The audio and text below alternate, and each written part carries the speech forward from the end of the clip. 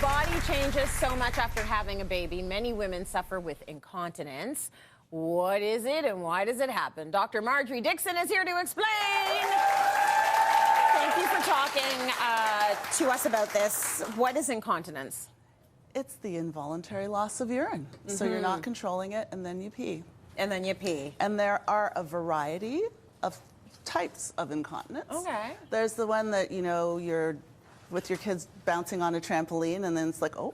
Trickles? Yeah, that comes with exercise or with lifting heavy things. So that's called stress, when you're doing something and then you have a little bit of urine loss. Yeah. And then there's the other type that's called urge incontinence.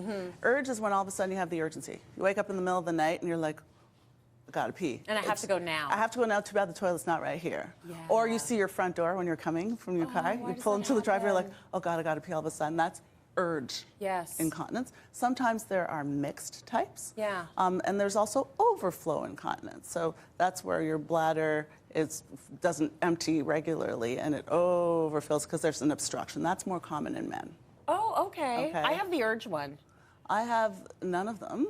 Yeah, well, why are you bragging right now? I'm not bragging. I just, my babies flew out, right? And so it's just my pelvic floor. We didn't need you to add to the conversation in that way. Well, you know, but if I laugh really hard, I might. So that's some stress. So that's stress urinary incontinence. When you have a big belly laugh and whoop. Oh, there it is. Why does it happen after having a baby? Well, your pelvic floor is muscle, right? Right. And when you get pregnant and your uterus grows, your intra-abdominal contents add pressure to your pelvic floor. It has to support all of that stuff. Right. And then also the hormones of pregnancy can loosen up that. Yeah. But imagine then you push a baby out, especially when you have a large baby, and you push it through the muscle of the pelvic floor. They're made to accommodate and do that, but it adds strain and stress. It stretches it all out.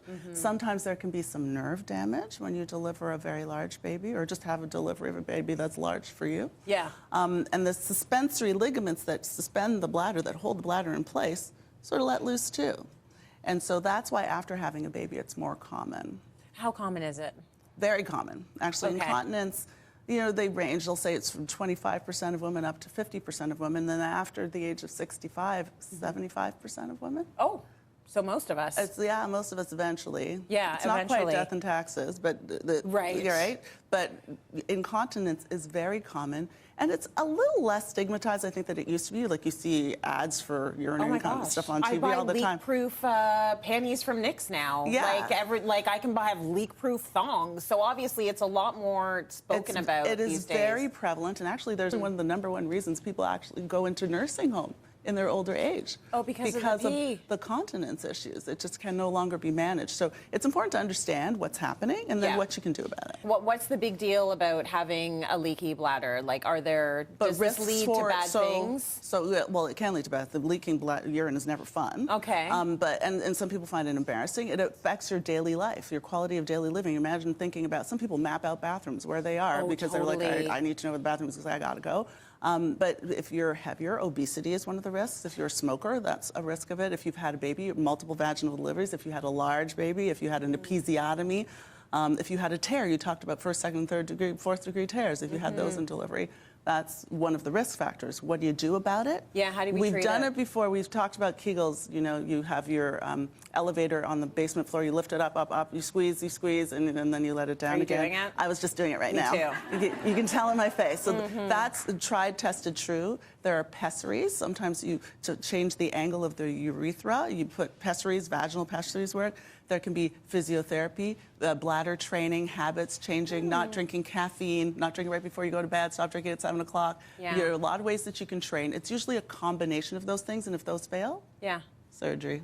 Okay. I'm going to go get a personal trainer for my bladder.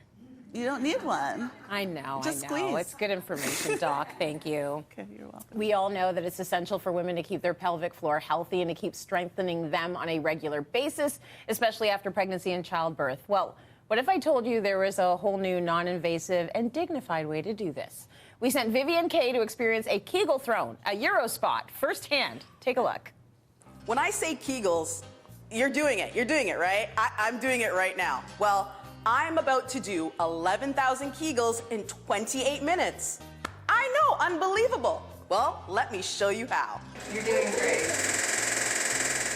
Oh, wow. Well, I didn't just jump into it. It was a process. This is our consultation room. You can just take a seat on the couch. First, we started with a consultation where I was asked all kinds of questions about my peeing habits by the lovely Erin. Does this sound like you? You come home with your groceries and you just have overpowering urgency. It's like, I can't do anything till I find that bathroom. Like, I call it the Bluetooth connecting. So it's like my bladder knows, you're home. It's connected to the toilet Bluetooth, and then I gotta go. So that's a trigger for you. When you have that overpowering urgency, do you ever leak on the way to the washroom? Or as you're trying to get the pants off? I have. Okay. I have. Does this sound like you? Go to the washroom, think you're done, stand up. Oh, no, not quite done. Yeah. Okay. Sit back down, make sure I'm at a different angle. Make sure I can get it all out. Yeah. After a lesson on the pelvic floor musculature, it was time to sit on the much-awaited Kegel throne. Ta-da! Step one done. Okay. Let's lift your sweater up so your sweater's not underneath you. Don't have any barriers. You got it. And you're going to spread your legs a little bit.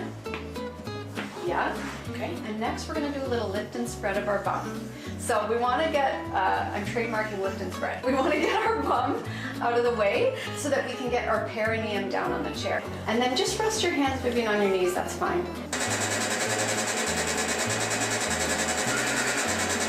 Hit the baseline. Oh yeah, it's doing that. That's what it's. It feels like a jolt of electricity just going up your hoo-hoo. Thinking of a cigarette. And Vivian Kay joins us in studio, and Erin as well. Okay, Viv, the reason you started this whole thing is you were peeing a lot at night. Yeah, so after I had my son, I was getting up and peeing once and twice a night. After I had my hysterectomy, it got worse. And I need to sleep, right? Yes. I was also depending on leak-proof underwear, especially when I'm traveling. And, you know, I was avoiding drinking water. You know I love to drink water and mind my business. I couldn't drink the water because I was too busy. I didn't want to pee as much, right? Yes. So this. So this, we all want to know, like, did it work for you? Yes, It yes. worked for So you. before, I used to pee 2 to 3 times a night. Now I sleep through the night. I used to be able to just pick up a blueberry. Yeah. Now I'm picking up kiwis. Okay. Yeah. Very nice. Yeah. I love that you tried it out. I'm going to try it out now. So we brought Erin in because I'm going to try it. Yes. We don't have a lot of time, but tell me what to do. Okay, I want you to sit in the middle of the chair. Okay. Move back. Move back a little bit more.